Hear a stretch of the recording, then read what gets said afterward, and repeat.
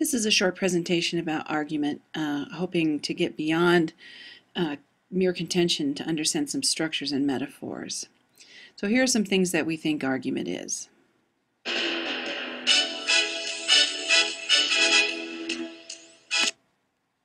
Runs as a come-together candidate who works with Republicans. Death comes in the night on cat's paws. Or this. Yes, sir.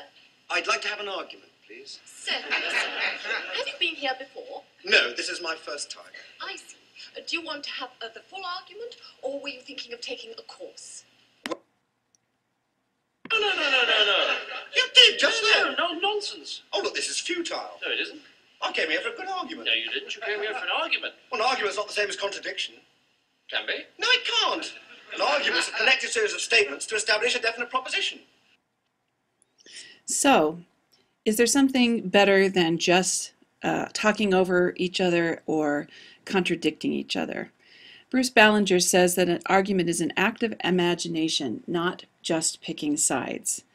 And I think what we want to do is examine some metaphors for argument, and then we want to talk about some traditional structures. First of all, some people think of argument as a kind of conversation, that is, an ongoing conversation that you enter that's already in progress, that you listen for a while, you try to understand the terms and the stakes, and then you enter the conversation, and the conversation continues after you leave. There's a longer discussion of that in Burke's essay, The Philosophy of Literary Form. Another way to think about it is, as Ballinger says, an act of imagination. Think about the fact that there are many people participating in an argument, and you can try to examine it from a variety of perspectives, much the way that you would enter the mindset of characters in fiction, i.e. that you would bow to the complexity of the subject rather than thinking you understand it all and you just want to keep pressing your own understanding of the case. Another way to think about argument is that it's like a story. That is, you're telling the story of how you came to believe what you believe and helping people to understand it, so that it's kind of the reverse of the act of the imagination. When in that case you're trying to imagine what other people think. In the idea of thinking of your argument as a story, you're trying to get other people to understand how you think. Now, there are some traditional structures for arguments, and we're going to examine a few of them really quickly. One is the classic argument, and the other two, in some sense, elaborate on this structure. So the first step is a thesis that includes your claim, that is an arguable statement, and the reasons for your claim. Your proof is basically the evidence and the subclaims that you need to make in order to prove that your reasons actually demonstrate your claim. Traditionally, arguers also refute, that is, they examine the counter-arguments in order to show that they are inadequate or incorrect, then summarize and resume the case that they tried to make it to begin with. An elaboration of the classic argument is the Toulminian argument.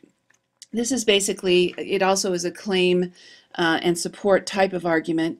After you've made the claim, then you offer the foundations for making your claim, your facts, your grounds, your reasons. The warrant establishes that there is in fact a connection between your reasons and the claim. You rebut counterclaims, again like the classic argument, and you offer qualifiers or hedges, that is, show where there are limits to your claim in order to strengthen its overall thrust. Another form of argument is the Rogerian form, and in the Rogerian you're trying to examine where there may be common ground. So you state the problem, you summarize various points of view on the problem, and you try to establish where there may be valid shared territory, where people actually may share some assumptions. Finally, I just want to point out that we talked about another argumentative strategy earlier when we talked about using sources, the idea of countering. So if you haven't looked at that video about using sources, you might look at it for more information about countering, which is the process of looking at other views and texts, not as wrong, but as partial, in the sense that they are both interested in a point of view, but also incomplete. And when you counter, you bring a different set of interests to bear, your own, on the subject, and look to notice what others have not. I hope these will help you as you think about constructing your own arguments.